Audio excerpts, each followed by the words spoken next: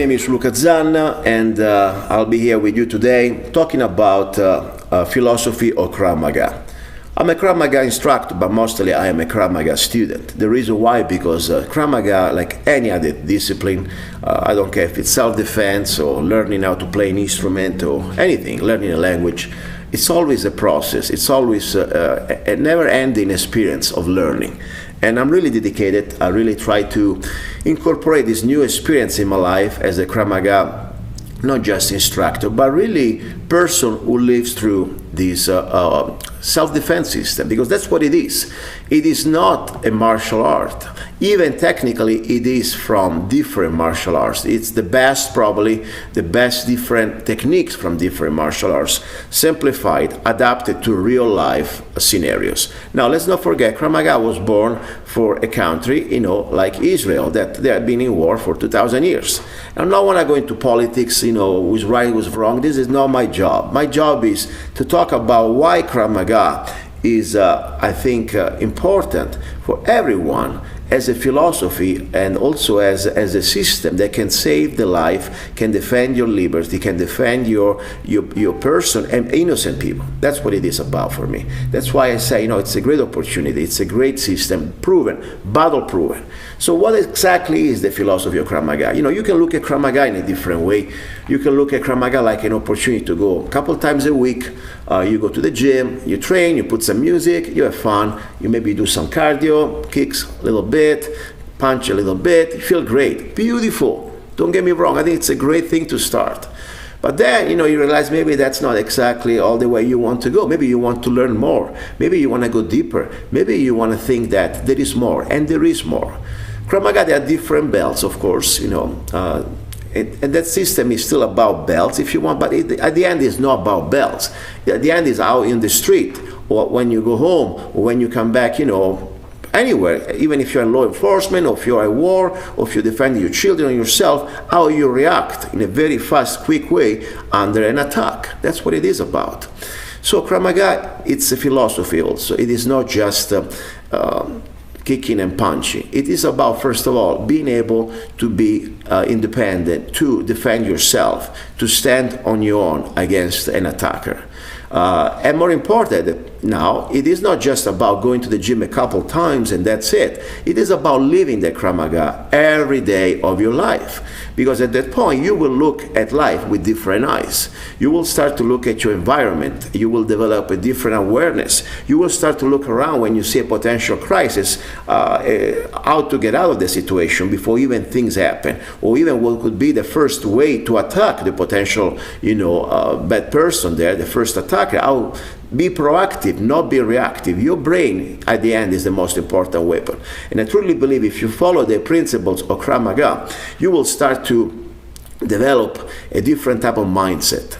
Not only you will develop a combat mindset, but also we will develop an awareness mindset, and also you start to develop the idea that every day of your life, you will practice those techniques.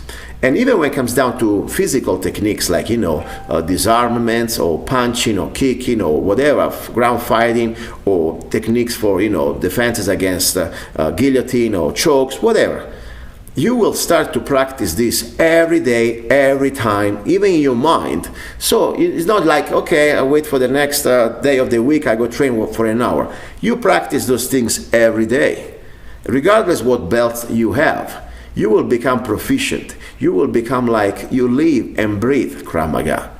This is my humble opinion, of course. I'm not saying that I tell you whatever, many other people, more even expert than me, think, but this is what I look at Krav-Maga from my point of view as a person that really is getting to it.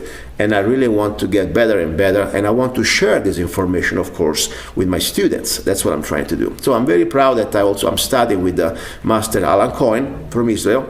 I think is a great source of information, and I always try to find new ways to improve everything I do. So Krav-Maga, at the end, guys, it is not just going to the gym. It is about living it through every day, thinking about you're now. If you can avoid a fight, that's the first job we have. Unless you're in the military or law enforcement, you got to do what you have to do. If you're just a regular person, the first thing is to take care of yourself, avoid that fight every time you can. Second is going to be, of course, important, defend your life and the innocent if you want to. I say if you want to, because not everybody maybe is ready, but it's your call. I'm not going to tell you. But when you have that knowledge, and hopefully your preparation is there, I think it will be almost a natural call to try to help an innocent person in moment of need when you have that knowledge. But remember, Krav-Maga is also not just using your body. It will go more in next blog. It's going to be also about using your mind as a weapon and your environment as a weapon. Not because now you learn how to use different techniques and kicks and punches and whatever, headbutts, means that you're going to disregard now what potentially you have around you as a environment offering all different natural weapons. We'll go there next time. So don't forget, Krav-Maga, it is to stand against evil.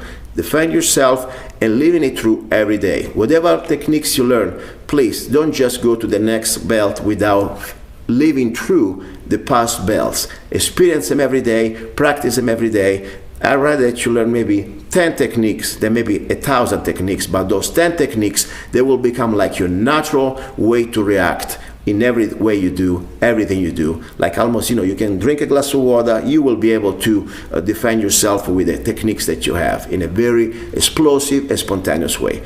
Don't forget also the principle that Krav-Maga, you don't start the fight. You always, at that point, you may start the fight only as a preemptive strikes, and we'll talk about that next time. But the reality is, if somebody attacks you, somebody gives you a punch, and the attack starts, you're not going just to give them another punch. Your job is going to completely, or try to evade, escape if you can, we'll go there next time, but otherwise going to be to completely finish that fight. Simple as that. So you will respond with an overwhelming violence compared to what they started to. Don't expect like a boxing match, I give you a punch, you give me a punch, then I give you another punch, and then eventually spend an hour there. No, you give me a punch, you're going to get a series of strikes till the fight is over. Simple as that. If you have any questions, feel free to contact me on KingmanForce.com. You can find my blogs there. My name is Luca Zanna. Thank you very much for watching.